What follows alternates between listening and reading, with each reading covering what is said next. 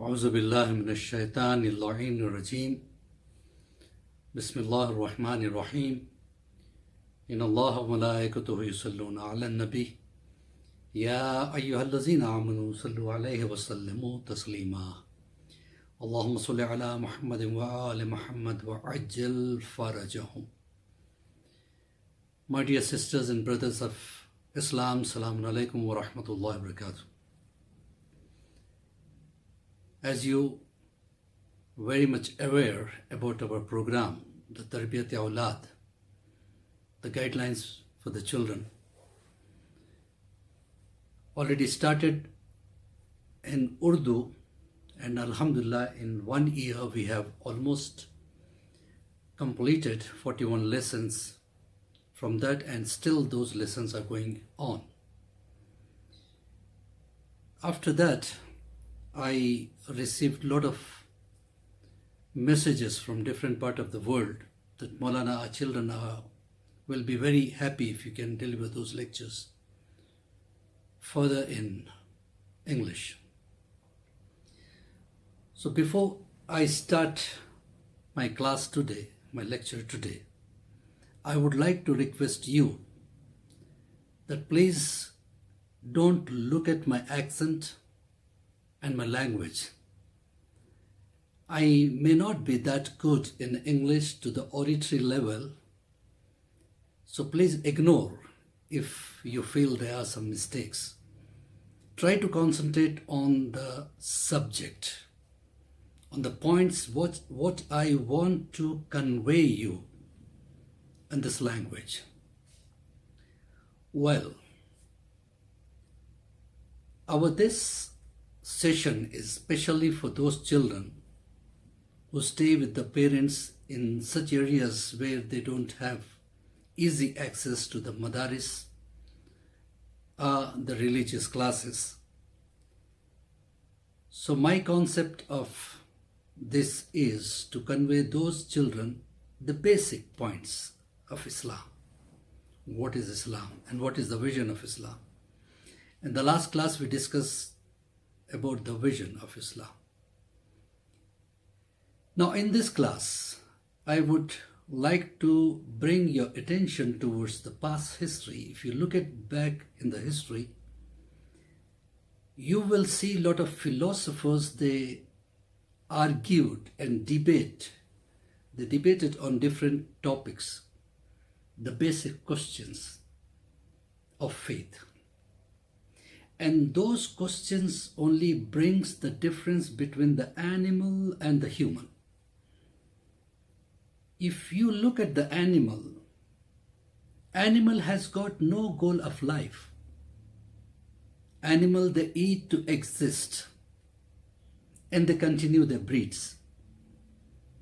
And some of the animals, they even build the place to live in. And if we human, being as human, also have the same task of the life, just to eat, to exist, and to continue our breeds, then what is the difference between the animal and human? Human is different than the animal.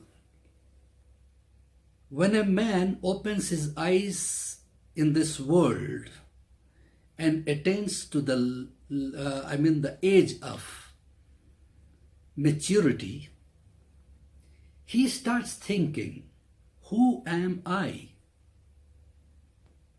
What is my life?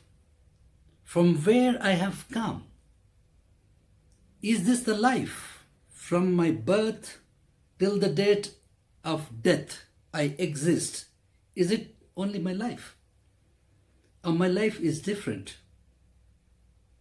Was I be in some form of life before this life into this world? And will I be again into some form of life after the death? Again, some life is there. This kind of questions will come into the human brain.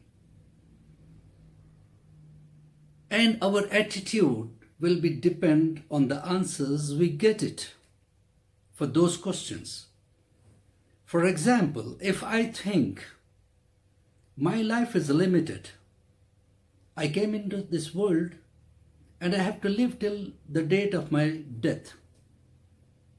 If my concept of life is so much only, then my attitude will be the same. I will only focus on this life. I will focus on my physical needs, what I want, how can I live, how I can be satisfied, what makes me happy. I will try to fulfill my desires. For that I will not care what is haram and what is halal, what is wrong and what is right, what is jaiz and what is najaiz. The life will be small, then my attitude and way of thinking and focusing my life will be also like that. But in opposite way, if my vision is broad, if I think, no, this is not life, the process of life is very big. Before coming into this universe, I was in another world. From there I have come here, and this life what I have is the portion of that big process of life. It's a small portion.